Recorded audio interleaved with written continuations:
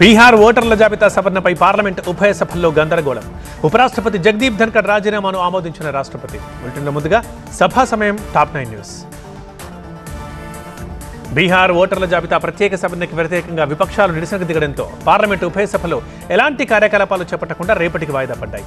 ప్రత్యేక సవరణ ప్రక్రియను నిలిపేయాలంటూ విపక్ష సభ్యులు నినాదాలు చేశారు.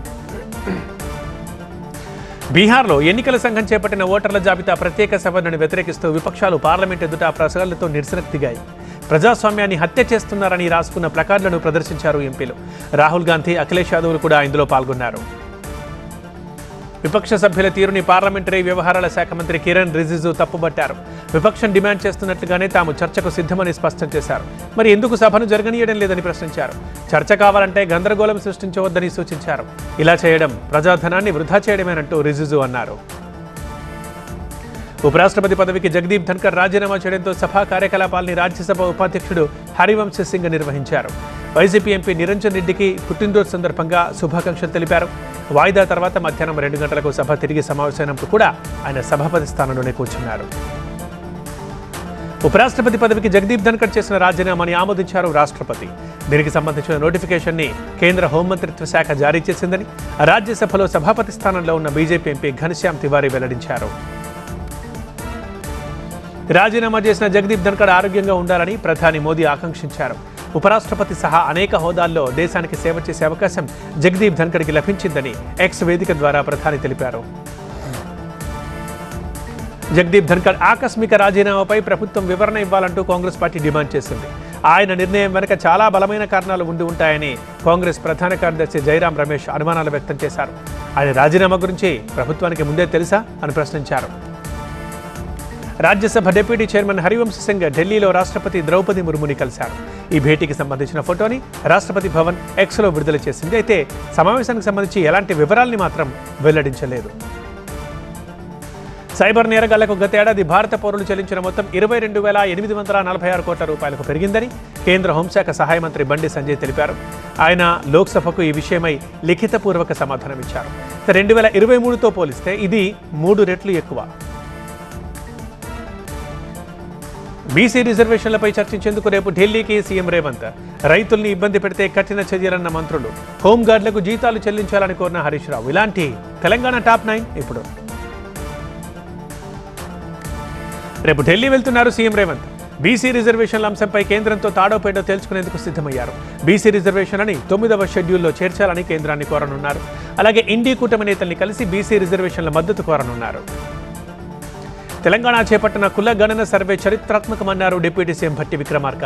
స్థానిక సంస్థల ఎన్నికల్లో బీసీలకు 42% రిజర్వేషన్లు పార్లమెంటులో ఆమోదింపజేసేలా ప్రయత్నాలు చేస్తామన్నారు. సచివాలయంలో జిల్లా కలెక్టర్లతో మంత్రుల సమీక్ష జరిగింది. మంత్రులు పొన్నం, పొంగులేటి, అడ్లూరి, సిఎస్, ఇందిరమ్మ ఇళ్లు, భూభారత్పై రివ్యూ చేశారు. రైతుల్ని ఇబ్బంది పెడితే కఠిన చర్యలు తప్పవన్నారు. ఆగస్టు 15 నాటికి వీలైనన్ని భూ సమస్యలు పరిష్కరించాలని, ఇందిరమ్మ ఇళ్లలో పేదవారికి అన్యాయం జరగొద్దని అన్నారు మంత్రులు. బీజేపీ జాతీయ అధ్యక్షుడు జేపీ నడ్డాను కలిశారు. తెలంగాణ బీజేపీ చీఫ్ రామచంద్రరావు కిషన్ రెడ్డితో కలిసి నడ్డాను కలిసి రాష్ట్రంలో తాజా రాజకీయ పరిస్థితులను వివరించారు. తనకు బీజేపీ చీఫ్గా అవకాశం ఇవ్వడంపై కృతజ్ఞతలు చెప్పారు.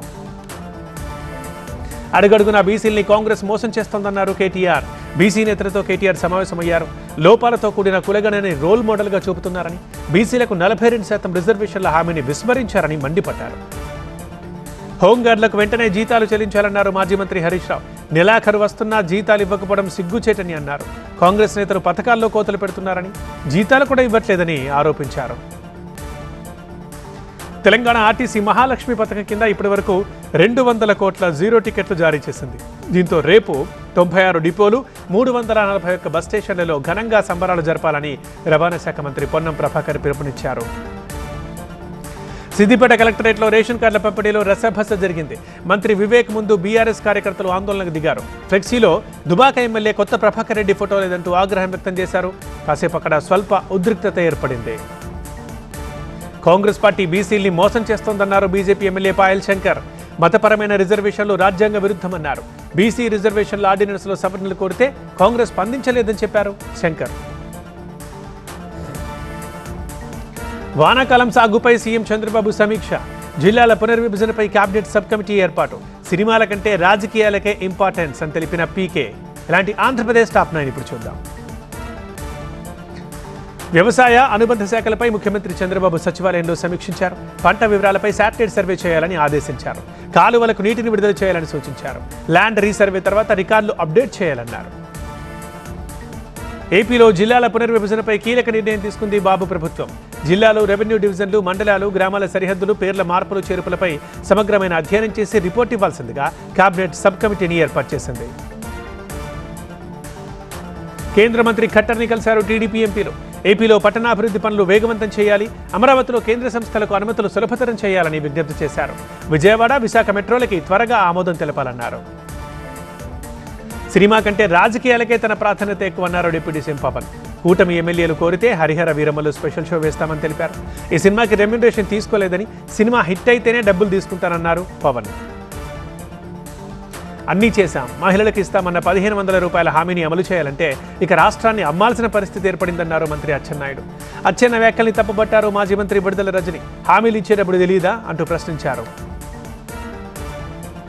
గత వైసీపీ పాలకులు రాష్ట్రానికి అప్పులు, ఇళ్ల ముందు చెత్త తప్ప చేసిందేమీ లేదన్నారు మంత్రి అనగాని సత్యప్రసాద్. తిరుపతి జిల్లా రేణిగుంటలో పర్యటించి సుపరిపాలనలో తొలి అడుగు కార్యక్రమంలో పాల్గొన్నారు. ఏపీలో తోతాపురి మామిడి రైతుల కోసం మార్కెట్ ఇంటర్వెన్షన్ స్కీమ్ అమలుకు కేంద్రం నిర్ణయం తీసుకుంది. 1.62 లక్షల మెట్రిక్ టన్నుల తోతాపురి మామిడికి క్వింటాల్కి 1493.73 రూపాయల చొప్పున మద్దతు ధర ప్రకటించింది. మిథున్ రెడ్డికి జైల్లో ప్రత్యేక వసతుల కల్పనకి అనుమతినిచ్చింది ఏసీబీ కోర్టు. ఇంటి భోజనం, ప్రత్యేక గది, western commode, TV, bed, cooler, chair, టేబుల్తో పాటు పెన్ను, మందులకు అనుమతినిచ్చింది. టీటీడీ చైర్మన్ బీఆర్ నాయుడు అధ్యక్షతన పాలక మండలి సమావేశం జరిగింది. టీటీడీ ఆలయాల నిర్మాణంపై సబ్ కమిటీ సహా 58 అంశాలపై చర్చించి తీర్మానాలు చేశారు. ఆర్టిఫిషియల్ ఇంటెలిజెన్స్ అమలుపై చర్చించారు. వైకుంఠం 3 కాంప్లెక్స్ నిర్మాణం, ఒంటిమిట్టలో నిత్యాన్నదానంతో పాటు చక్రతీర్థాన్ని, శిలాతోరణాన్ని డెవలప్ చేస్తామన్నారు ఈవో. శ్రీశైలంలో ఒక గేట్ ఎత్తిన సాగర్కి నీటి విడుదల. చౌటుప్పల్లో చేనేత అవగాహన సదస్సు. ఖమ్మం జిల్లాలో జోరుగా చేపల వేట. ఇలాంటి టాప్ 9 పల్లె వార్తలు ఇప్పుడు. భారీగా వరద వస్తుండటంతో శ్రీశైలం రిజర్వాయర్ 1వ నెంబర్ గేట్ని అధికారులు 10 అడుగుల మేర ఎత్తి నీటిని దిగువకు విడుదల చేశారు. ఈ సంవత్సరం శ్రీశైలం డ్యామ్ గేట్లు ఎత్తడం ఇది రెండోసారి. ఎగువ నుంచి వస్తున్న వరదకి శ్రీశైలం రిజర్వాయర్కి భారీగా గుర్రపు డెక్క కొట్టుకొస్తోంది. దీని వెంటనే తొలగించకపోతే ఆకులు కుళ్ళిపోయి నీరు కలుషితమయ్యే ప్రమాదం ఉంది. 2018లో కూడా ఇలాంటి పరిస్థితే ఉంది. తెలంగాణలో మొదటి చేనేత అవగాహన సదస్సు యాదాద్రి భువనగిరి జిల్లా చౌటుప్పల్లో జరిగింది. నేతన్న భరోసా, నేతన్న బీమా, నేతన్న పొదుపు, రుణమాఫీ పథకాలపై ఇందులో చేనేత కార్మికులకు అవగాహన కల్పించారు. కార్యక్రమంలో ప్రిన్సిపల్ సెక్రటరీ శైలజ రామయ్యర్ పాల్గొన్నారు. ఎడతెరిపి లేకుండా కురుస్తున్న వర్షాలు కొంచెం తగ్గుముఖం పట్టడంతో ఖమ్మం జిల్లా మధురలో వాగులు, కుంటల దగ్గర చేపలు పట్టేందుకు మత్స్యకారులు ఉత్సాహంగా వస్తున్నారు. చెరువులు అలుగుపోస్తుండటంతో చేపలన్నీ బయటకు వస్తున్నాయి.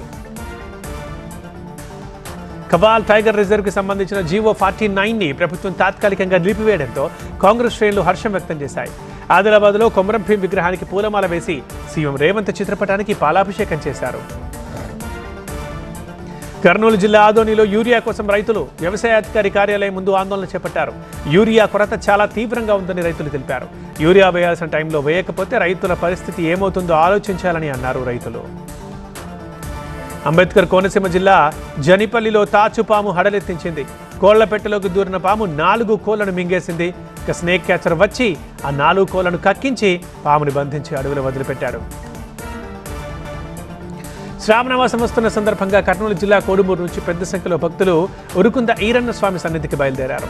అఖండ జ్యోతి పల్లకితో 100 కిలోమీటర్ల దూరం వరకు వీరు పాదయాత్రగా వెళ్తున్నారు.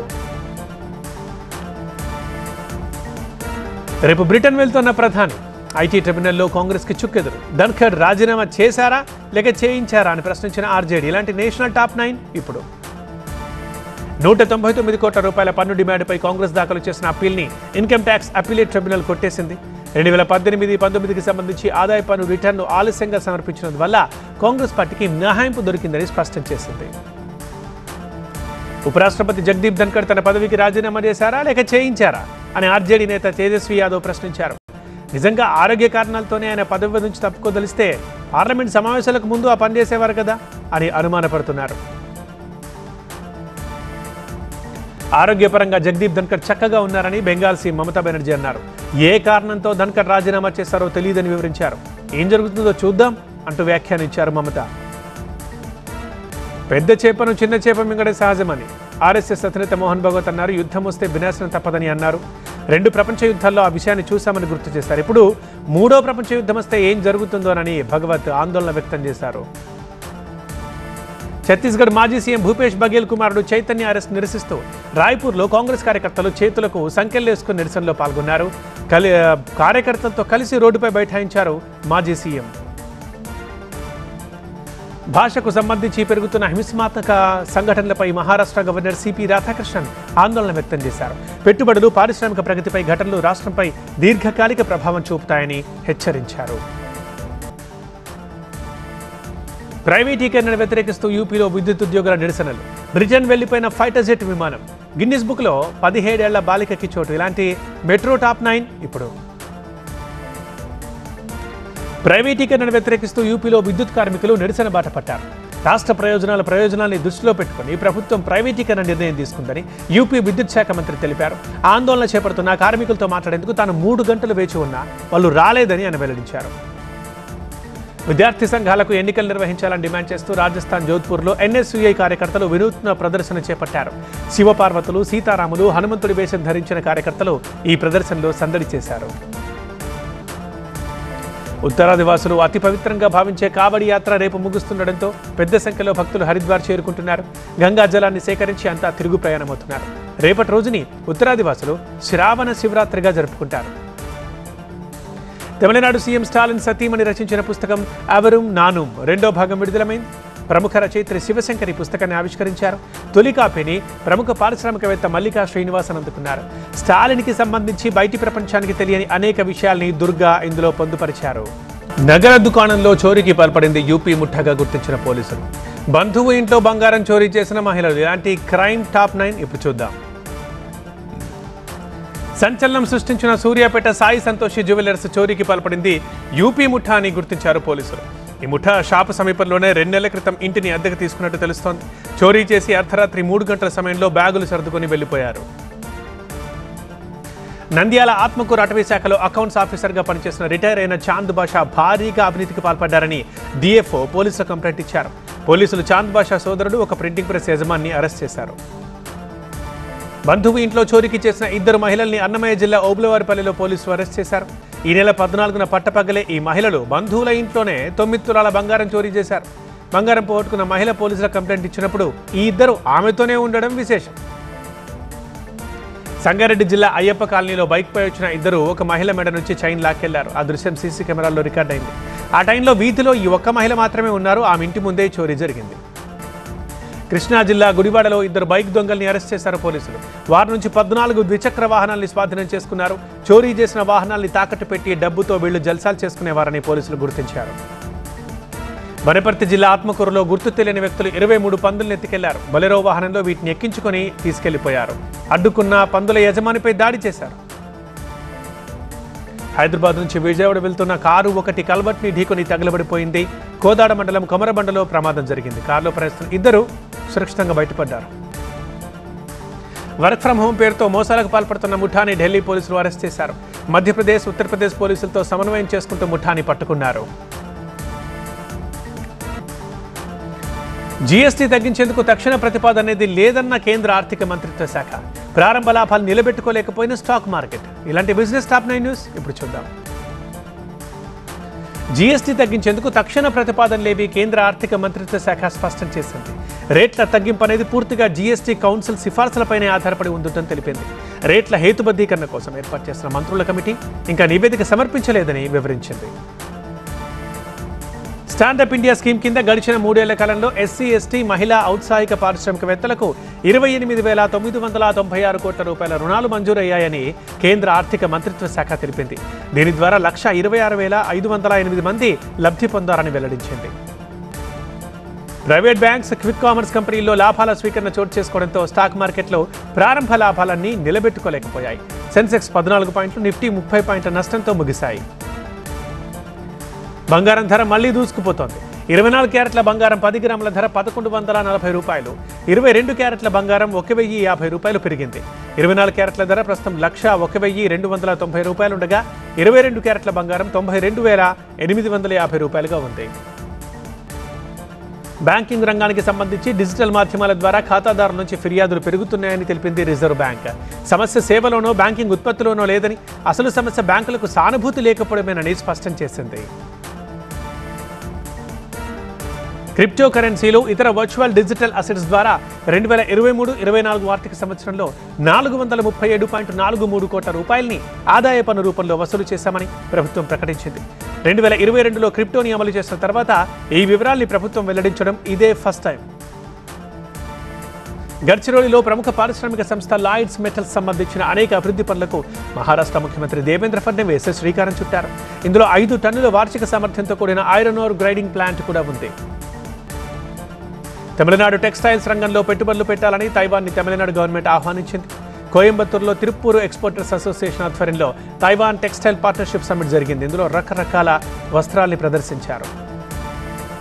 ఖర్చులు నియంత్రించుకోవడం, వ్యాపారం బలంగా ఉండడంతో పేటీఎం సంస్థ ఈ ఆర్థిక సంవత్సరం తొలి త్రైమాసికంలో 123 కోట్ల రూపాయల లాభాన్ని ప్రకటించింది. గత ఏడాది ఇదే కాలంలో సంస్థ 839 కోట్ల రూపాయల నష్టాన్ని చవిచూసింది.